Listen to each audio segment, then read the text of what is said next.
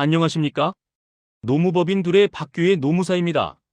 오늘은 대화 녹음의 법적 한계와 음성권이라는 주제로 2025년 대법원의 최신 판례인 2025-10만 4730 분석하고 이를 바탕으로 기업 인사노무 실무를 위한 가이드라인을 제시하고자 합니다.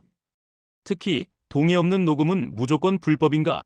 라는 질문에 대한 명확한 해답을 드릴 예정이오니 구독과 좋아요 눌러주시고 참고 바랍니다. 먼저 이번 대법원 판결의 핵심 결론부터 말씀드리겠습니다. 동의 없이 이루어진 녹음이라 할지라도 그 목적이 증거 수집에 있다면 위법하지 않을 수 있다는 것입니다. 판결 요지를 살펴보면 음성권은 헌법상 권리로서 존중되어야 하지만 절대적인 권리는 아니라는 점을 분명히 했습니다. 녹음의 경위와 목적, 그리고 사용처를 종합적으로 고려하여 위법성 여부를 판단한다는 것이죠. 즉, 상대방 몰래 대화를 녹음했더라도 그것이 정당한 방어나 실체적 진실을 위한 것이었다면 손해배상 책임이 성립하지 않는다는 중요한 결론입니다. 그림에서 보시다시피 부당한 목적이나 제3자에게 공개하는 것은 위법하지만 증거 수집이나 공적 기관 제출을 목적으로 한 것은 적법하다고 보았습니다. 이번 판례의 배경이 된 사건을 재구성해 보겠습니다. 이 사건은 2022년 7월 22일에 발생했습니다. 피고인 회사가 근로자와의 고용계약을 체결한 후 부산 영업소 폐점을 결정하고 근로자에게 계약 갱신 불가 통보를 하는 과정에서 문제가 시작되었습니다.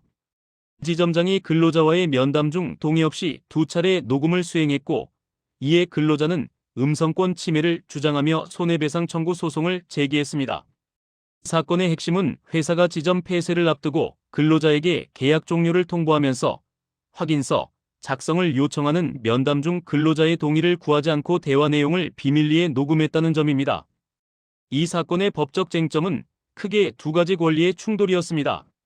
원고인 근로자는 음성권이 헌법 제10조에 보장된 인격권이며 동의 없는 녹음은 사생활의 비밀과 자유를 침해하는 불법행위라고 주장했습니다. 반면 피고인 회사는 분쟁 예방을 위한 자기 방어 수단이었음을 강조했습니다. 영업소 폐점 및 계약 종료 과정에서 발생할 수 있는 갱신 기대권 관련 분쟁에 대비하여 정확한 사실관계를 확인할 필요가 있었다는 논리였습니다.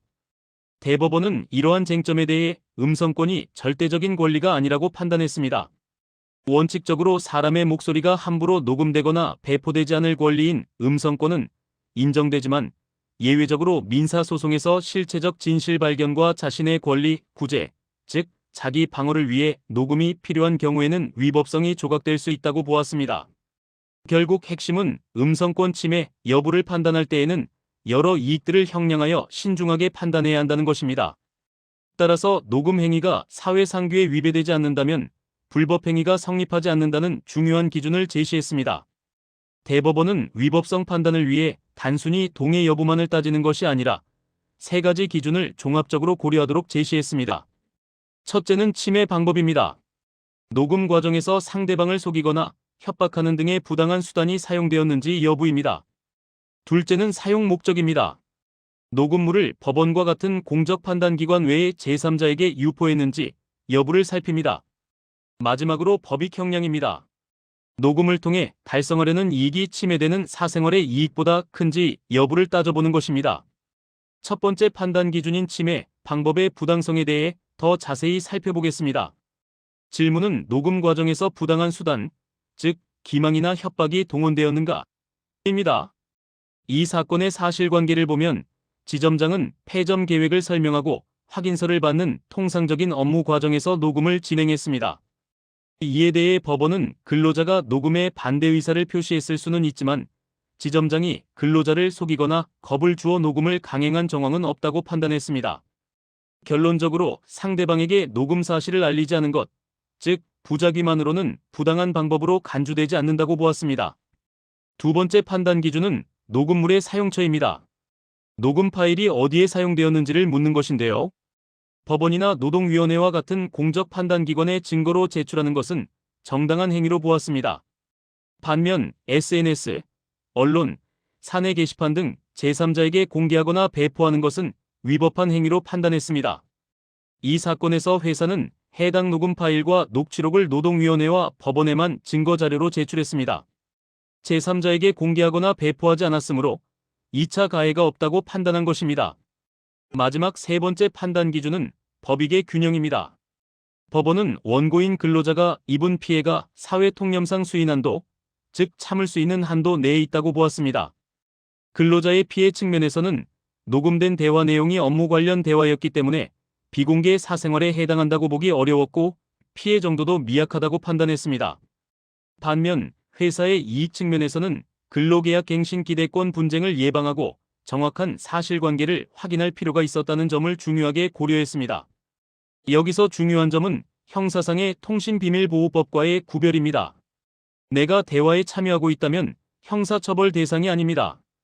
대화에 참여하지 않은 제3자가 타인 간의 대화를 몰래 녹음하는 것은 제3자 녹음, 즉 불법 감청에 해당하여 형사처벌 대상이 됩니다.